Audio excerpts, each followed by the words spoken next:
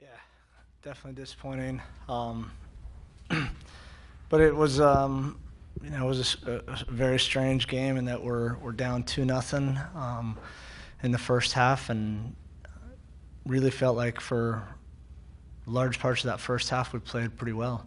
But our inability to keep an opponent out of our own net is troubling, and we did it again at 3-2. So it's frustrating that we didn't get 3 points in that game, and at the same time, there was a lot of character shown on that field by our team to come back and put the kind of energy. And clearly Vancouver was putting all their players back and playing for that 2-0 victory, and we broke them down again and again. So I thought we should have gone up 4-2, to be fair. A couple of chances and just didn't happen. John, talk about Christian Maidana's improvement over the last few weeks. You had some critical words for him earlier in the season. What have you seen from him this turnaround? Yeah, we're trying to push Christian in the right ways and be a complete player in this league. I said it earlier that I think there's an adjustment period for guys, and he certainly was going through that earlier in the year. But he's come on, and I wouldn't say I was happy with his first half, but I was very pleased with his second half. To get 3 assists in that fashion, was excellent performance by him. John, the Sons of Ben were asking you to, quote, shoot the effing ball from the river end. Yeah. 20 shots in the... I can't shoot the effing ball. I can't do anything except sit on the side and Was twiddle my thumbs. that the message in the coming into the second half? No, despite popular demand, I did not say shoot the effing ball at halftime. I did not think that was our biggest problem, to be fair. What did you say at halftime? We talked about how we needed to press, and that we needed to make sure that while we were trying to press them in the second half, that we didn't give up anything. We thought they would drop their line a little bit. We inserted Michael, obviously, and that was we asked Mo, who earlier in the first half we were basically saying you were the holding midfielder, you're staying with Morales. We pushed them both up, gave Vincent the ability to join Connor and push Chaco out left. So, it was more about our guys understanding that they needed to get that first one, and then the momentum would swing, and it certainly did. John, that was a lot to digest, a lot of emotional ups and downs as it ends. I know it's right after the game, but how are you feeling about your club right now?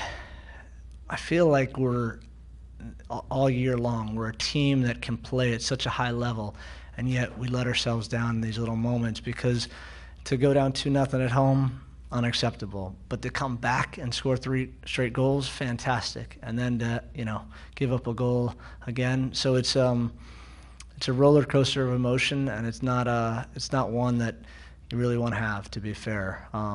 We feel like we've let points slip away, all year. So I wouldn't say tonight we did that.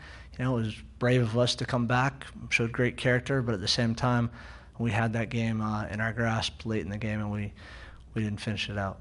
Two more guys. John, for as much dynamism and speed as Vancouver has got, their backline clearly is a weakness, and they would probably even admit as much. When you look at their defense, both on their backline and in the midfield, were there particular matchups you were looking to exploit with your guys tonight? Yeah, well, look, we thought that we would be able to get Connor some good service. And I don't know whether this is a correct stat at halftime, but one of the coaches told me that we had something like 20-something crosses, and we thought we could exploit them that way. Jay Demerit going down, I think, was a big loss for them. But I like their back line too. They're kind of like us. For whatever reason, they are just giving up a lot of goals. Talk a bit about Connor and the fact that at the beginning of the year, he came on pretty slowly, and there were some concerns. Maybe this is sort of getting to the end for him. But talk about what you've seen from him and the faith you've shown to see him as well. Look, I would tell you that we've had a lot of tough conversations, Connor and I, very honest ones, and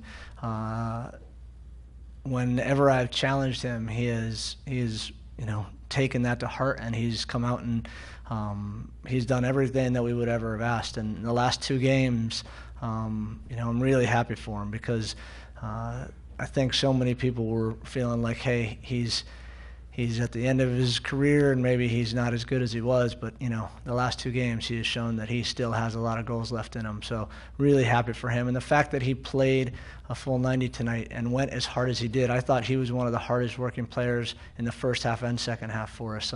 Did a lot of work besides just scoring those goals. Really good. Thanks, guys. Thanks.